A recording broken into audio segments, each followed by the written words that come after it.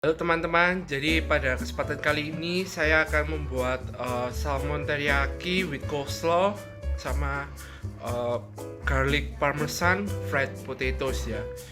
Jadi tanpa berlama-lama lagi, mari kita langsung ke proses pembuatannya. Jadi sekarang saya akan membuat kentang goreng garlic french fries with parmesan ya. Jadi ini kentang saya rendam air dengan garlic yang sudah saya parut supaya garlicnya tercampur lebih merata.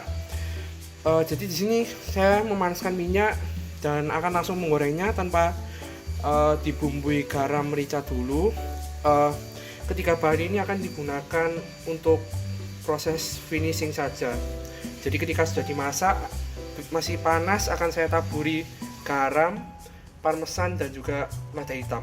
Lalu akan saya aduk-aduk supaya merata. Jadi di sini minyak yang saya panaskan dalam wok tinggal tunggu panas saja.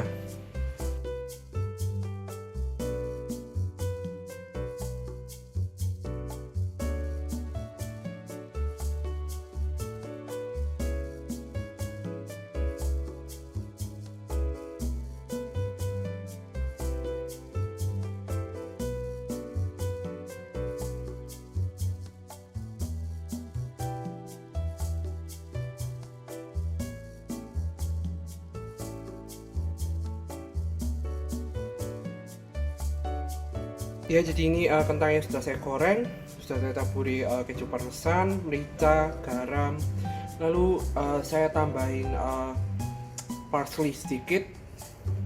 Jadi ini akan saya kocok-kocok supaya merata. Ya, jadi untuk komponen berikutnya saya akan membuat coleslaw, tapi coleslaw ini tidak hanya menggunakan mayones saja, jadi saya nambahkan capers, lalu kecap Worcester, mustard sama bawang merah untuk supaya menambah rasa. Jadi bisa dibilang coleslaw ini sausnya lebih mirip saus tartar daripada coleslaw biasa.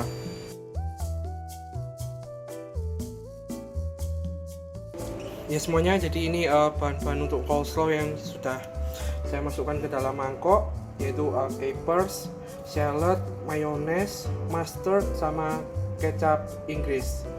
Nah ini tinggal diaduk-aduk saja, dan jangan lupa untuk selalu mencicipi untuk menyesuaikan rasa. Jadi ini ya semuanya, salmonnya akan saya asapi kurang lebih mungkin 10 menit ya. Ini atau bahkan mungkin kurang karena arangnya kelihatan banyak dan kelihatannya bakal cepat matang. Ini salmonnya tidak dibumbui apapun, jadi hanya salmon biasa, salmon steak biasa. Lalu nanti akan saya beri soy sauce reduction, jadi mirip-mirip bumbu yakitori.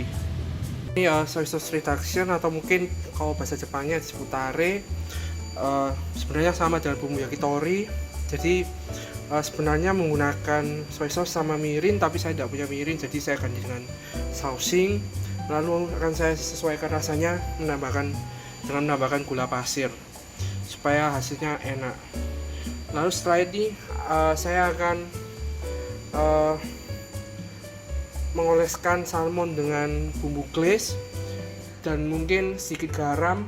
Lalu akan saya pensil suhu tinggi supaya mengalami karamelisasi pada luarnya. Teman-teman, soy sauce reductionnya tinggal menunggu boil saja dan sampai evaporate.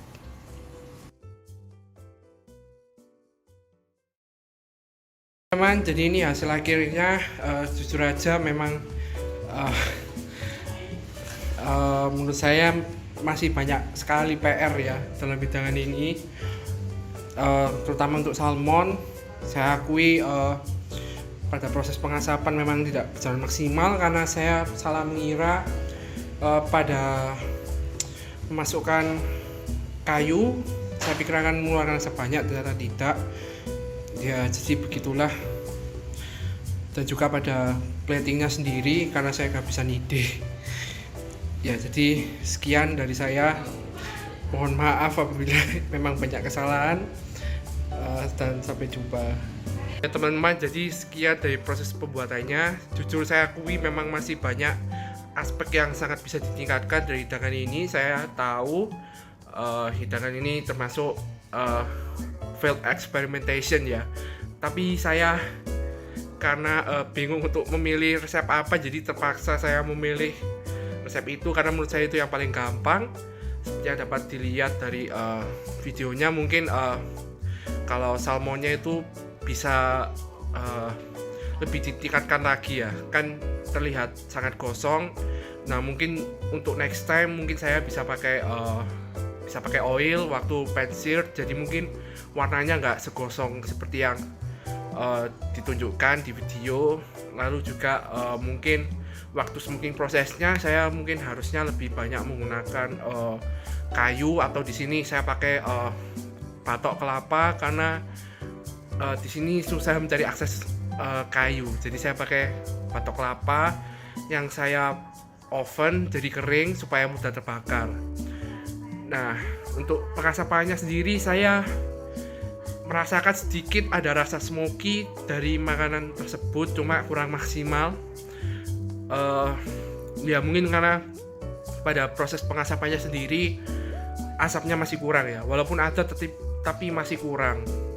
Dan mungkin juga suhunya kurang lama ya. Jadi sebenarnya iya banyak sekali sih PR dari hidangan ini. Kentangnya juga menurut saya kurang enak ya, karena tidak terasa garlic. Mungkin karena waktu marinasi kurang lama, atau mungkin seharusnya saya parut garlic waktu kentangnya sudah matang, jadi tidak perlu direndam. Lalu juga ya saya rasa itu saja sih yang bisa saya sampaikan. Mohon maaf karena video ini banyak kesalahan. Terima kasih telah menonton dan sampai jumpa.